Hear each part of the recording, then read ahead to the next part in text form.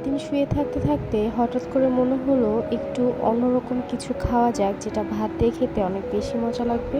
তো আজকে আপনাদের সাথে শেয়ার করব ঢ্যাঁড়স দিয়ে কিভাবে সুন্দর একটা শাকসুকা তৈরি করা যায়। প্রথমে ঢ্যাঁড়সটাকে খুব ভালোভাবে কেটে নিতে হবে, তারপর একে একে করে ডিম ফেটিয়ে নিতে হবে। আপনি চাইলে এখানে 3 থেকে 4টা ডিমও অ্যাড করতে পারেন। তারপর অল্প পরিমাণের তেল, পেঁয়াজ, মরিচ দিয়ে ভালোভাবে এটাকে নেড়ে চেড়ে নিতে হবে। আর অবশ্যই মাথায় রাখতে হবে যাতে বেশি কুক হয়ে না যায়। তো এরপরে অল্প পরিমাণের লবণ আর তার সাথে হলুদ দিয়ে দিব, যাতে সুন্দর একটা কালার আসে। কারণ যখন ভাতটা মেখে খাবো তখন যদি একটা সুন্দর কালার না আসে সেক্ষেত্রে কিন্তু আর ভালো লাগে না। সো কথায় আছে না, প্রথমে দর্শনদারি পরে গুণবিচারি, এমন হচ্ছে আমার অবস্থা। তো এরপরে ডিমটা দিয়ে দিতে হলো।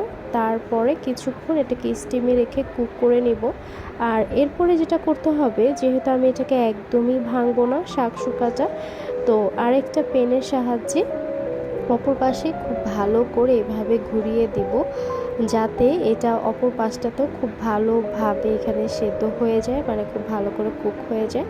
সো প্রসেস প্রায় শেষ। অ্যান্ড লুক অ্যাট দিস, এত মজা ছিল এটা। আপনারা কিন্তু চাইলে এটা রুটির সাথেও ট্রাই করতে পারেন। ধন্যবাদ সবাইকে।